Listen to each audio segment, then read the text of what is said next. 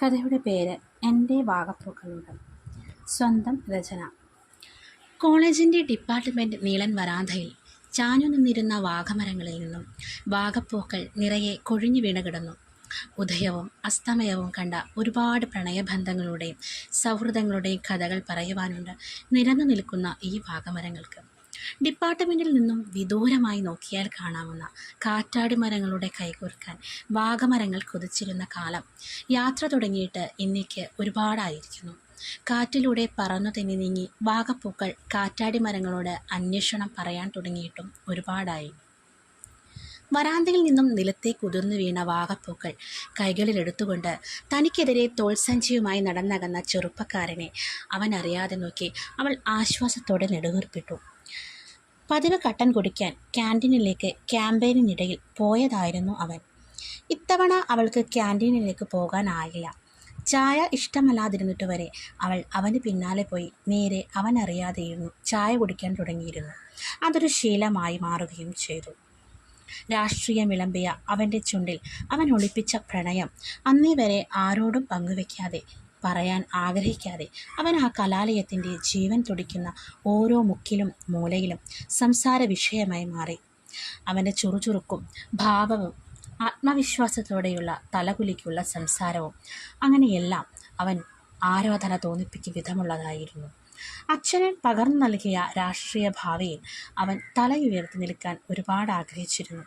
ആ വളർച്ച അവൻ സ്വപ്നം കാണുകയും വ്യക്തിപരമായ പ്രണയ പരിവേഷങ്ങൾ പരമാവധി ജീവിതത്തിൽ പകർത്താതിരിക്കാൻ മനഃപൂർവ്വം ശ്രമിക്കുകയും ചെയ്തു. നിനക്ക് അവനോട് പ്രേമമാണോ? ഞങ്ങൾ ഇടയ്ക്കിടെ കാണുന്നു. ആ ചേട്ടനെ കാണുമ്പോൾ ഉള്ള നിന്റെ ഇളക്കങ്ങൾ, ഓട്ടവും ചാട്ടവും പരവേശവും.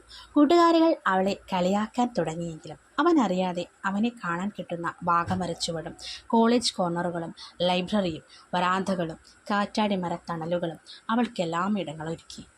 കൂട്ടുകാരോട് വ്യക്തമായ ഉത്തരം കൊടുക്കാതെ അവൾ ഉള്ളിലൊളിപ്പിച്ച അവനോടുള്ള തൻ്റെ ആരാധനയെ തൻ്റെ കവിതകളിൽ പ്രണയമെന്ന് അവർക്ക് വേണ്ടി വെറുതെ എഴുതി വെച്ചു. അവളുടെ കുപ്പിവളക്കിലുക്കവും കൊലുസിൻ്റെ മധുരനാദവും വിരലിൽ താളമിട്ട് പാടിയ പാട്ടുമൊന്നും അവൻ കേൾക്കാതെ നടന്നു. അവനെ കാണുമ്പോൾ അവൾക്ക് അതുവരെ നഷ്ടമായി കൊണ്ടിരുന്ന പലതിനും മറുപടി സ്വയം നൽകാൻ മനസ്സിനെ പാകപ്പെടുത്തിയിരുന്നു. ഡിപ്പാർട്ട്മെൻറ്റ് മാഗസിനിൽ എഴുത്തുകൾ ക്ഷണിക്കുമ്പോൾ അവൾക്കും എഴുതണമെന്ന മോഹം തോന്നിയെങ്കിലും തൻ്റെ വരികളെല്ലാം കറുപ്പുരാശി പടർത്തി നിന്നതിനാലും വിധിയുടെ തിരതല്ലലിൽ ജീവിതം വെറുപ്പിൻ്റെയും തകർച്ചയുടെയും ദൂഷ്യഫലങ്ങൾ സൃഷ്ടിച്ചപ്പോൾ വരികളിൽ അവയുടെ ബിംബങ്ങൾ മാത്രമായി. അവ വാക്കുകൾക്ക് വിലങ്ങുതടിയായി മാറി. ആരും കാണാതെ തൻ്റെ പുസ്തകത്തിൻ്റെ വെളുത്ത പ്രതലത്തിൽ ചുവന്ന കണ്ണുനീര് കൊണ്ടവൾ എഴുതാറുണ്ട്. പ്രതീക്ഷിക്കാതെ വന്ന ആ വേനൽ മഴയിൽ ഇടിയുടെ അകമ്പടിയോടെ കാറ്റും കാറ്റാടി മരങ്ങളുടെ ജീവനെടുക്കാൻ നോക്കുമ്പോൾ ആരും കാണാതെ കണ്ണിലൂടെ ഒഴുകിയ രക്തം നടുറോഡിലാകെ പരന്നു കിടക്കുമ്പോൾ ബ്ലോക്കിൻ്റെ കാരണം വ്യക്തമാകാതെ അവൻ പിറകിലെ വണ്ടിയിലിരുന്ന് ചോദിച്ചു. അതൊരു ആക്സിഡൻ്റാണ്.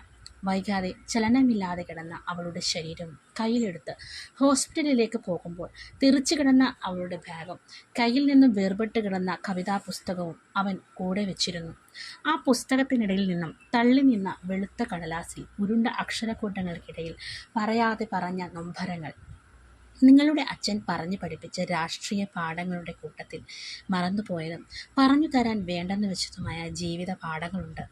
അതിൽ ഇടുങ്ങിയ വഴികളും പഴികേട്ട് ജീവിച്ച ഒരമ്മയും പേരറിയാതെ സങ്കല്പത്തിൽ നിന്നും ഒത്തിരി നാൾ ചിത്രം വരച്ച ഒരു പെങ്ങളും ഉണ്ടായിരുന്നു. ഇന്നെൻ്റെ സങ്കല്പ ചിത്രത്തിനു നിറങ്ങൾ കൈവന്നു.